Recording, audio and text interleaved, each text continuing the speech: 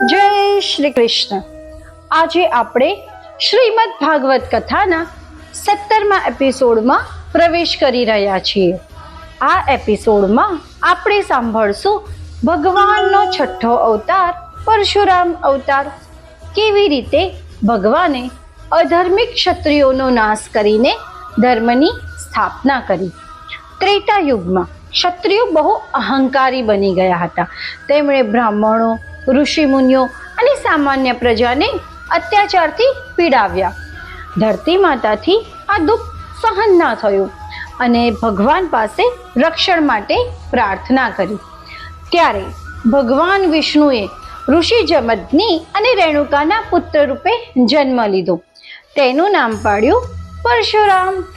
પરશુ એટલે કુહાડી, એટલે કે પરશુ ધરાવનાર રામ. પરશુરામ ખૂબ જ પરાક્રમી હતા અને નાનપણથી જ ભક્તિ અને બ્રહ્મચર્યમાં સ્થિર હતા. એક વખત કાર્ત્યવીર અર્જુન નામના ક્ષત્રિય રાજાએ તેમના પિતા જમદગ્નિને અપમાનિત કર્યા.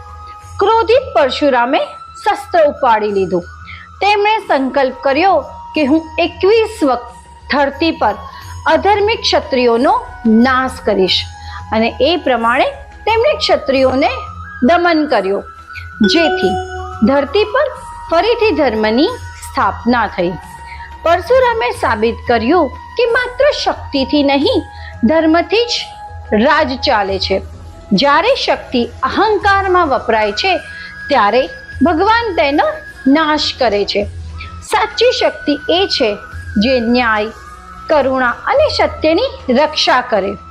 પરશુરામ ચિરંજીવી છે, એટલે કે તેઓ આજે પણ જીવંત છે અને કલયુગના અંત સુધી રહેશે.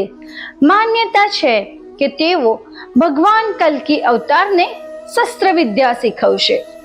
આ પ્રસંગ આપણને શીખવે છે કે અહંકાર કેટલો મોટો હોય, ભગવાન તેને તોડી નાખે છે.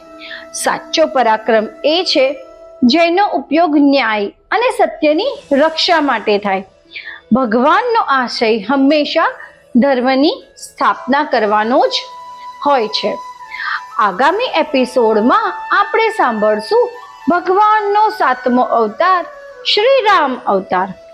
કેવી રીતે અયોધ્યામાં શ્રી રામનો જન્મ થયો અને બાળ લીલાઓથી સમગ્ર જગત આનંદિત થયું. આજે આપણે સાંભળ્યું પરશુરામ અવતારની અદ્ભુત કથા. કેવી રીતે ભગવાને અધર્મિક ક્ષત્રિયોને દંડ આપ્યો અને ધરતીને ધર્મમય બનાવી. ચાલો આપણે પણ જીવનમાં શક્તિનો ઉપયોગ સદકાર્ય અને ન્યાય માટે જ કરીએ. માટે જ ચેનલને સબસ્ક્રાઇબ કરવાનું ભૂલશો નહીં. લાઈક કરો અને આ દિવ્ય સંદેશ અનેક ભક્તો સુધી પહોંચાડો. જય શ્રી કૃષ્ણ.